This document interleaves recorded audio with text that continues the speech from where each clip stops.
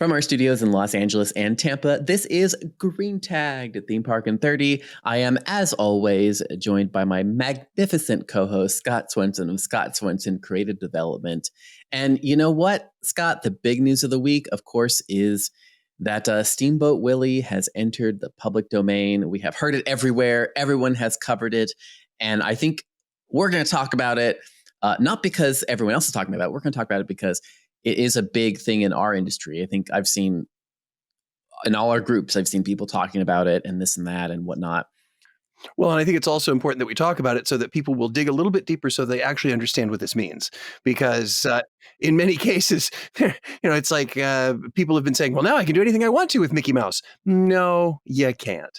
So, yeah, I think there are some great articles I'm going to link to in the show notes that give you one from The Verge, which I thought was a fantastic one that really explains how it's still like the lines are still trying to be basically we're going to have to wait until stuff ends up in court for the lines to be drawn. Is that how things work in America? That's just welcome to America, kids.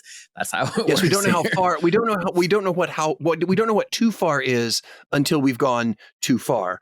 And let's face it, Disney will lawyer up, are already lawyered up, and will come after you if they feel that there is, some sort of potential damage to their brand, or that someone has crossed the line, or someone is earning money off of something that they don't deserve to earn money off of. So yeah, there are quite a few. I mean, people were surprised by this. I was not. There were several films already were announced with trailers ready to go. I mean, so people were shooting a lot of the stuff beforehand, and we're just waiting for the date to drop. Well, because it's 95 years. Isn't that the public domain timeline? Thought it was 100, but I think it was originally 65. Then they brought it up to 95, and they brought it up to 95 from what I was told. And again, please fact check me.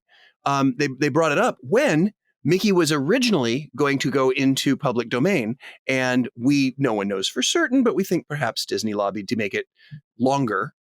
So I think it's now 95. But whatever it is, that there are people out there with well-known, who are watching well-known IPs going, okay, when does this hit public domain? And they can do all kinds of stuff. You can break, can break copyright law as long as you don't distribute to anybody. And then once it goes public domain and you start your distribution, get it out there before any lawsuits happen, and they clarify those lines.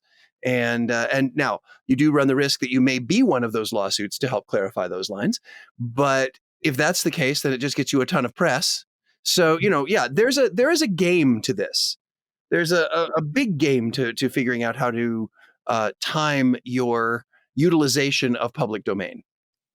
Well, the article that I linked to from The Verge kind of outlines a lot of this, and it outlines that really that there's already been confusion about it. There's a few people that said that that YouTube was still taking down some videos, and that basically Disney was still filing copyright on YouTube and on TeePublic for some stuff that, and earlier in the new year, and YouTube was taking it down, et cetera, et cetera. So nobody has comment on it. And I think really, again, we're just gonna have to wait and see exactly where the lines are. But basically, I think the rule of thumb is it's really just Steamboat Willie. So it's not any later. It's really like the thing, for example, that really solidified it for me is, the iconic gloves. Those appear later, and those are copyrighted. So for example, it has to look exactly like the cartoon in Steamboat Willie, and there can be no gloves. Like all those subtle changes over the years that are copyrighted, those are the items that are going to get you tripped up, that are going to get anybody tripped up about these things. And also referring, making it appears in any way that it's being endorsed or created by the Disney company, or like anything later they have, any of that stuff. That's like, those are the subtle lines. And I think that's kind of what the article is pointing out, is that how subtle the lines are, exactly where the delineation is really going to be up to the courts later, and that Disney is ready to start filing. And, of course, Disney is going to try and make the lines as tight as they possibly can. That is their goal. Their goal is to get things in court. Like, I think that's also how it works in America, right? Disney is actively looking right now for things they can bring to court, because each case they win helps them get a tighter line. And that's what we want. Like, we want to have the line directly around the cartoon. I'm sure that's what they want. At least they want to get that line drawn directly around it. So, it's going to have a period of settling. But I think the reason I think it's important for us in the attractions industry is not because this is Disney and all that. It's really because something like this that is so relevant to the parks has not happened in a while. There was Oswald, there's Oswald, and that kind of gave us a preview. And there's Winnie the Pooh, of course, which happened last year, and we had Blood and Honey and whatnot. But I think that seeing how tightly these lines are going to be drawn and exactly navigating all that is going to be important for any of us that want to create parody work or somehow even, do nods towards stuff, which I actually this might be a contrary position, but I do think there's a place for parody work in the attractions space. And I think that, I was thinking, of course, I'm always thinking about haunted houses, but I was like, yeah, it would be cool to have now that Tigger is coming in and Peter Pan is coming in, and of course we have Steamboat Willie. I think having a latex mask that is a Winnie the Pooh thing, but like a zombie or like an evil version of that. I think that kind of stuff would be great. I think I think you could do a Steamboat Willie haunted house. That could be fantastic, and kind of ride the wave of enthusiasm. I think these are opportunities basically for you to create stuff. Again, if it's done in the right way. And that's why this is all important. It's all important because if we're watching to see how tightly the lines are drawn, it gives us a guidebook. And then as more and more of the more contemporary IPs start dropping over the next few years, there's quite a few that are coming out in a few years, it'll help us have a playbook for time. Even if you're just writing it into your shows, if you have a comedy show and you're writing stuff into it, or you want to do a skater here or there, I think there are a lot of opportunities to capture these cultural moments at your attraction. And I think you should be able to. So. Well, and it's interesting that you say haunted attraction, because on January 2nd of this year, Variety posted the headline, Steamboat Willie horror film announced as Mickey Mouse enters public domain. Yes, so there were two horror films that have already been announced. Yeah, that were ready to go. Yeah. So, it was one of those situations where they were queued up and ready to hit that horror film. And I think that, I think the reason I don't really believe that people are just that sadistic that they want to tear down an iconic character. But I do think that, if you're going to get attention, you want to go as far from the original intent of the character as possible. Yeah. And Steamboat Willie becoming a horror film, yeah, I think is very interesting. And I think they were, ready to go for it. And again, this may be one of those first lawsuits that sets the parameters a bit more. And whoever's doing it, it's interesting because if you look at even the announcement in one of the flavor images for the horror film, Mickey's wearing gloves. Yeah. So I think there's going to be, there's going to be a lawyer looking at that going, that's not Steamboat Willie Mickey. That is post Steamboat Willie Mickey, which is not in public domain yet. You can't use it. Yeah. Yeah. So yeah, I think you're right. I think there is a place for parody, and parody to a certain extent is protected. Yeah. There is a parody exemption for these kinds of things, but it's also something that we have to take into consideration and really keep an eye on, because so many of what were once thought of as evergreen IPs will, in maybe not my lifetime, but some of our listeners' lifetimes, come into public domain, and you're going to have to either defend them or be ready to find new ways to reinvent them. Yeah. I honestly think, and I could be wrong here, but I honestly think that's why Mickey has changed so much over the years. There used to be a great poster that you could get at every Disney theme park, which had the various ages of Mickey and how he changed each year. So with that alone, they've got Mickey protected, a form of Mickey protected forever, because they keep reinventing him. It's sort of like with classic rock bands. I don't know whether you've paid any attention to this, but with classic rock bands, this is more about getting the royalties for it. But when classic rock bands change their lineup, and there are bands out there that have no original members in them, but are still someone in the band still owns the name, which they purchased from one of the last original members. I think Foreigner is one of them, if I'm not mistaken. But they've gone back and re-recorded everything, all of the old classics, so that they can get the royalties for it. And it doesn't go back to the original band or the families of the original band. So if you do have a strong IP that is older, perhaps it is time to reinvent it, tweak it, go back to the original IP holder, if you're not the original IP holder, and see if there's a way that you can make it so that you can help protect it from, we'll call it the Steamboat Willie factor. Yeah.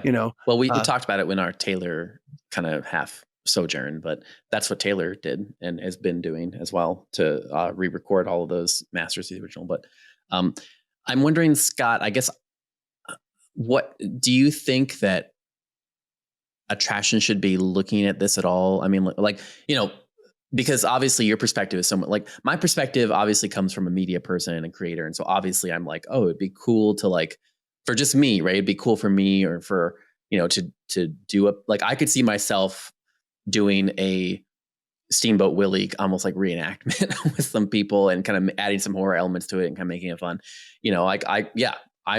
I'm excited for this. I'm already thinking about it. I was even thinking of maybe we should try and commission a Tigger costume or a silicone mask and do a little type of thing. But I want to know from your perspective as a writer, you have written for so many theme parks and so many shows and whatnot. Does this is this important at all for you guys? I mean, could you see this impacting it at all, or are you already protected by Parody for the most part when you are using stuff in the hanging or something, so it doesn't matter? I'm usually protected under the Parody. I mean, it has to be at least a 60% difference. Same with music, that sort of thing. To have it be considered either original or Parody. I mean, I can't go out there and write something and call it Ricky Rat and it's the Ricky Rat playtime show, unless I can prove, if questioned, that it is 100% Parody and that it does not look, it only looks 40% like the like the characters that are being held. With the only way I see this to be used is Parody, which is what we're already using. I think it's going to be a gimmick. I think there's I really, and I'm sorry, I hate to sound like this guy, but I think this is much ado about very little. I just think that we need to be Attractions wouldn't use this anyway because it goes against developing your own IP, and if anything, it would just be a gimmicky thing they would do to get because nobody can own it now. I mean, public domain means yes, you can use it, and so can the park across the street, and so can the park which with a bigger budget downtown, and so can the so it really doesn't give you any leverage from an IP standpoint because you can't really own it. It's public domain. You can use it, but so can everybody else. It's kind of like public domain music. I mean, quite often in more budget television commercials, you will hear a similar tune because they can't own it. They can't say you can't use this because they just bought it from a tune house. They bought it with a subscription to Tune Pocket or whatever, and you would say, based on that subscription, they can use it however they wish. So you can't really own it. So I don't really see an advantage to it. I think where it's really going to be interesting is to see how many daycare centers are now called Steamboat Willie Daycare. Because again, it's not. I don't see that it gives you anything. I don't see that using that IP, which is older than most of the target audience's grandparents, is really going to give you anything, and everybody else and their dog can use it too. So there's no exclusivity. And really and you think the same rules would apply then to the other stories that are coming out, because this is something that's underreported in my opinion, but there's so many other things like Pooh, obviously, but also Tigger is coming out and Peter Pan as well. Well, Peter Pan's been in public domain for a very long time. There's a new version. The original. This year. Yeah. The original. And Pooh, the A.A. Milne version of Pooh has also been in public domain. Certain books have been in public domain for quite some time. The Disney version of Pooh is not, but the original version of Pooh, one of the early. There's a lot of, and again, I think that's lovely, but I don't think it's. Let me put it this way: I wouldn't invest, 25 to 30% of your budget in developing a Steamboat Willie attraction. Yeah, or like a Peter Pan musical or something. Yeah.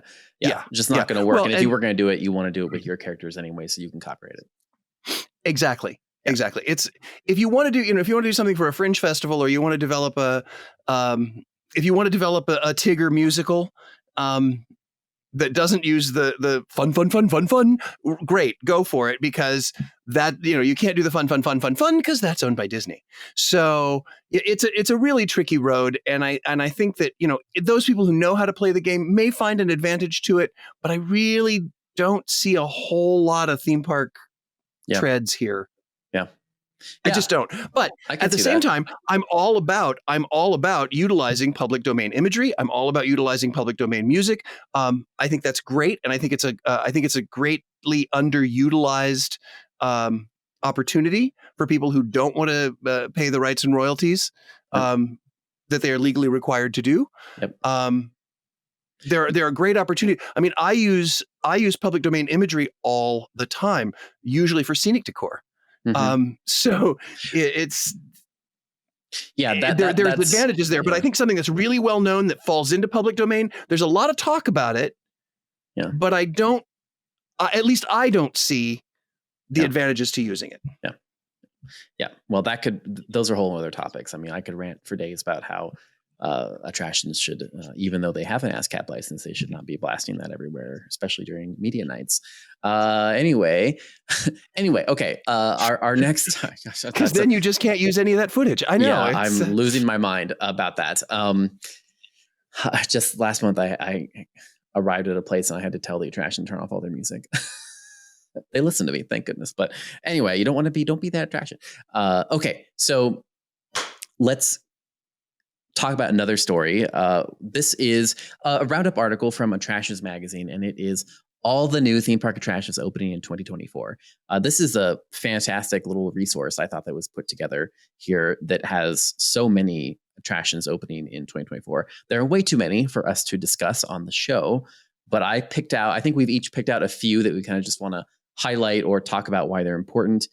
And the first one I thought, of course, we've been talking about this for so long, but the first one, of course, is all the attractions that are opening at the Mattel Adventure Park when that opens this year. Mattel Adventure Park, of course, was delayed a year, and so it should be opening at some point this year, although there's no opening date yet. We did talk about some of the unveilings from IAAPA this past year. I just think that I just love seeing new parks with old IPs, or incorporating IPs or whatnot, like people trying new things. Basically, that's why I like this, because it's in a new market. It's a new thing people are trying. It is IPs we have not had these versions of this IPs before in physical experiences.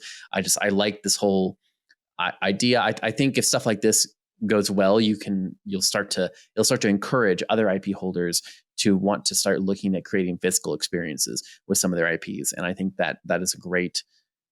I just think that's usually can be a win-win for everybody, So I'm excited, and I hope that it is executed well and pans out. It all is going to be the execution, right? And how many people actually end up showing up and all that. But I think that's why it's important. It's an important testing ground to see, same as with Universal testing out Texas and London and whatnot. I mean, just finding other markets and seeing how this is going to develop. I think that's critical, and I'm glad they're doing it. And I think it's also important to recognize that, we've been doing a lot of doom and gloom stories over the past couple of weeks, where we've been talking about, certain parks, certain attractions are not making the bank that they want to be making, and not making the bank that they feel they should be making at this point in time.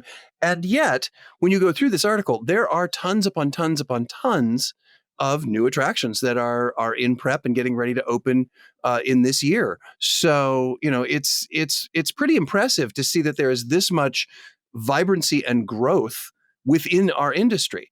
Mhm. That I think is an excellent sign. Now, an argument can be made, and Philip and I were talking a little bit before the show. An argument can be made that says they really don't have another choice. We've got to expand or die. But there is another business model, and that is to focus in on making what you offer the best it can be and Mhm. finding, new and different ways. To me, new attractions are always the easiest marketing strategy. It's always easiest to just say, we've got a new X, Y, or Z. We've got a new coaster. We've got a new show. We've got a new overlay to one of our existing coasters, which is happening in a couple of the new attractions. We've rebuilt something or we've renamed something. And please, I am not turning up my nose at that, because a perfect example from just recently is Busch Tampa, where they took their old wooden roller coaster Gwazi and made it Iron Gwazi, and Iron Gwazi is one of the best coasters I've been on in the United States. So there is a place for that. I also, in kind of scrolling through these, Philip, you just touched on it. You're right. Almost the vast majority of the new attractions are IP based, Mhm. and I think that is an interesting trend. We'll see. We'll see where that goes. I mean, obviously, Disney, Universal, they're all going to play into the IP because that's what they're all about. But there are some that aren't, and that are based on just the fun of the park itself. Yeah, like the Gravy So, Boat. So we saw that yeah, IAPA, yeah, yeah. yes, exactly. So, I will see how those pan out, because again, what people, everybody's like, well, yes, I want to do an IP. What they don't seem to realize is you spend, in most cases, unless you are in long-term agreements with the intellectual property holders, you spend as much on getting the rights to add Hot Wheels to the name of the ride as you do in building the ride itself. Mhm. So, and you also add layers upon layers upon layers of approval process, Mhm. which means that things move much slower, generally speaking. Now, that's a gross overstatement. There are exceptions that will prove that rule over and over and over again, but you do just have to take into consideration that all of those things are an issue. Okay, so they do come into play. Yeah, Um, I guess I agree with all that. I think one of the things I was thinking when I said that was more like there are a lot of IPs that have never done a physical experience, and I think as you kind of meet more in the middle, right? As more of these hopefully are successful outside of Disney Universal, then that hopefully will encourage attractions to see that as something they could do, and also it'll encourage some, like, new IP holders, or just not as big IPs, right? That maybe won't have as much cost and as much blah blah, because they the IPs, a physical experience for IPs is still useful, so it still should be something they should want.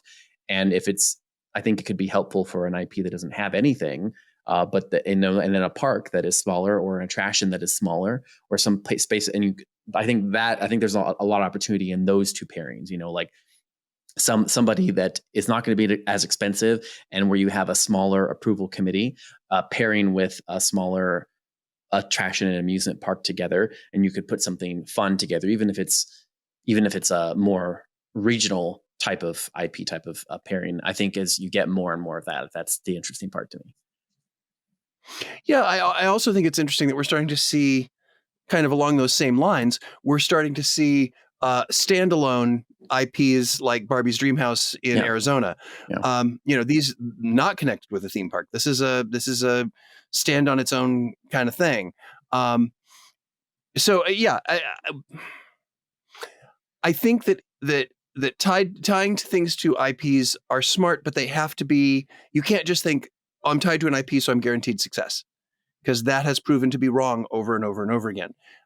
You're guaranteed short-term success, and then you have to completely demolish and redo in 3 to 5 years when that IP is no longer valid. Yeah. Um, I'm curious to see how things, because there's a couple of different examples of either doing a coaster that is something 2.0, or they're redoing something, reinventing something.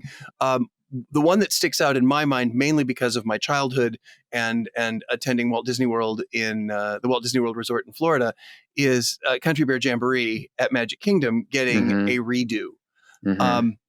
I think this, in my mind, this is the ideal pulling at the heartstrings of, well, I guess I have to say it, grandma and grandpa, but certainly mom and dad, to go back and see something that they experienced when they were kids. And it's got a whole new face, and it's bringing, this goes back to the Disney Vault mentality that they've done with the animated films. It's bringing back an existing IP that they've had, and it's not an IP of anything other than an attraction in their park. So, this is kind of like the let's take a Disney attraction and make a movie out of it. This is like, let's take a Disney attraction and make a Disney attraction out of it. Yep. Yeah, I agree with that. That leads into one of the ones I wanted to talk about too, which was The Little Mermaid, A Musical Adventure. I'm excited about that coming to. I always like to see live entertainment. I obviously, I think it's a great thing, but exactly what Scott said, it's like a refresh of some of these old things. I think that can be very powerful to do that. I also am interested to see, of course, we talked about the SpongeBob's Crazy Carnival ride at Circus Circus. I'm interested in that only to see how well something like that does in Vegas, because Vegas, everything's a pendulum, but Vegas has been evolving back and forth. And, we talked about the Sphere happening there, and, it'll be interesting to see if a dark ride or anything like that can be successful again, like it was back in the day. And Better Together, a Pixar Palace celebration, for the same reason as the Little Mermaid. Like, I just like that, new parade's always fun, but it's fun to see new versions of refreshes of these IPs where they're able to take stuff and refresh it. Yeah, going back to SpongeBob in Vegas. I think SpongeBob is a really unique IP, and I think it's quite well suited for Vegas, because although it does target a young demographic, there's also, there's a bunch of people of legal drinking age now who could get hammered and go, let's go ride SpongeBob. That would be super cool. I'm guessing you're going to see some of that. Yep. I don't know, but I'm guessing you're going to see some of that. That's one of those interesting IPs that has both a kid appeal and a young adult appeal. And I think that's kind of perfect for Vegas. Another one of the live shows that is, just to kind of go back, because I'm with you, Philip. I'm thrilled when people announce live shows. Bush Tampa is going back and doing a new ice skating production in the Moroccan Palace Theater. So they're bringing in kind of a redo of Turn It Up and Turn It Up Remix. Again, it's a cost-effective way to create new entertainment. Yep. Well, and also, I guess I would be interesting to see if anyone has like research on the number of live entertainment up. But we talked about this a while. It's another holdover from the pandemic, right? It's like live entertainment completely disappeared. You in many cases you could operate a ride, but you couldn't operate live performances. And it's really taken a lot longer than I think anyone predicted for that to come back, just because of the damage to the ecosystem. And now I think the other problem, again, same thing. You have a lot of people moved away, or they moved different areas, and lack of performers. But with Epic Universe now casting and like trying to get staffed up, it's like I'd be interested to see if anyone has numbers, but to see, like, anecdotally, to me, it feels like there are more live entertainment. And to me, it seems like we're getting back into the performers, the capability of that much live entertainment. But that may not be true. It could just be like an anecdotal thing because of some of the other, the new parks opening and whatnot. Well, and I can't speak for the entire industry, but in the Florida market right now, the strong performers with specific skills, dancers, stilt walkers, acrobats, gymnasts, singers, skaters, it is their market. They can pretty much decide who they want to work for, how often they want to work. But I would like to put this warning out there. And yes, this is based on firsthand experience and firsthand challenges. if you are one of those people and you are in a market where you can kind of control when you work and how much you work and how you, and you can show jump where you can like say, yes, I'll take this gig. Oh, wait, this gig offers me more money. I'm going to go there. Be careful taking advantage of this boon market for you, because if it becomes too challenging to put on live shows, there will be fewer and fewer of them again. That's why we shifted away from it in the first place. So just a little warning to the performers out there. And again, I started as a performer, so I'm not saying this with any malice at all.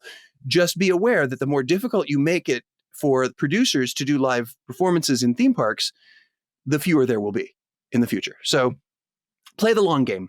That's all I'm saying. And I think that's something that's just good advice for everybody. Play the long game. Let's not look at this flood rush of all of the new attractions that are coming in and think, yes, we're back. Everything's fine. This is just another part of the pendulum swing, or another part of the cyclical pattern that we've gone through for years and years and years. And speaking of cyclical pattern, we are once again at the end of our pattern, so we have to say goodbye so that we can come back next week and start it all over again. On behalf of Philip Hernandez with Gantom Lighting and the Haunted Attraction Network, and myself, Scott Swenson with Scott Swenson Creative Development, this has been Green Tag Theme Park in 30, and we will see you next week.